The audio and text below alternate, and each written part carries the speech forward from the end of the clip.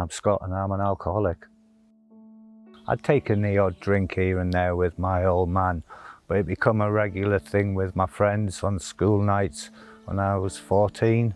Carried on right up till I was 49 years old. I'd hit an all-time low in my life, drinking far too much, hiding vodka and so forth, and I was at a jumping off point thinking of committing suicide and that, and I knew something had to change. At first I thought I just needed to learn how to control my drinking, but yeah, in the end it was changed the way I thought about everything.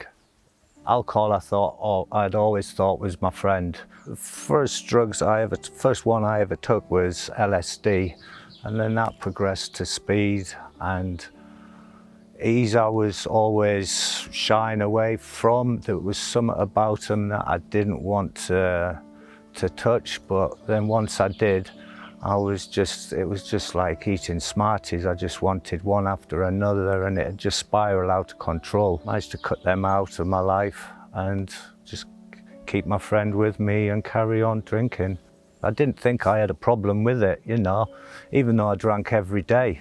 I thought I was entitled to it because I'd been to work. It's what all the guys at work did, you know, even though they didn't get into the same troubles that I got into. I'd get my alcohol units down to a bare minimum, but I could never go without a drink. It was like being at sea in a storm, riding up the crest of the wave, getting down to a few units and then plummeting right to the bottom of the wave, you know. It was an unreal journey.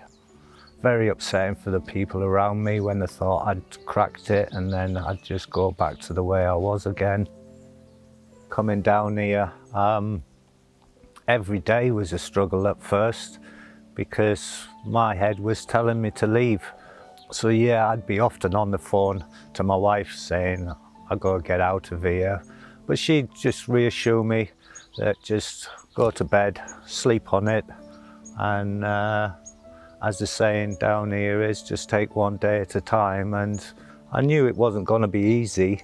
I was hoping that, yeah, it'd get me back onto the right track and way of thinking. The staff were absolutely great. They could see if something was bothering us, and they'd take us to the side and they'd talk to us, you know. If you woke up through the night, you were never alone.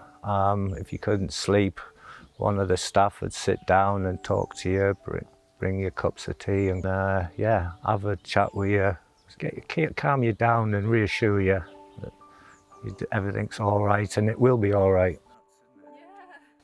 I'd done the pottery. I made several pots for my wife, my daughter, and one for myself with Grandad on it. The ecotherapy, I really got a lot out of. That was where my mind started to change, my thinking started to change, was doing woodland bathing down in the woods, which is a form of Japanese meditation.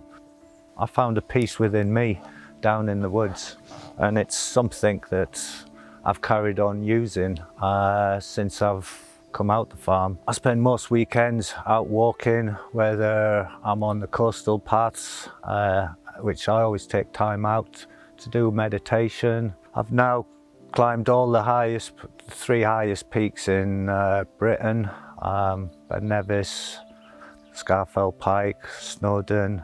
When you're up on the mountain top and looking down at the valleys and the landscape, you just realise how small we are, and this world is so big around us. I've got a happy marriage back, a real connection with my daughter and her two sons. If you've got a problem with drink or drugs, yeah, this is the place to come. It gave me the tools to get 18 months sober. I'm just really grateful for all the help and support that yous have given me, and this chance of this new life. And yeah, Gratitude, yeah, it's just a word, but in my heart, this place is like amazing.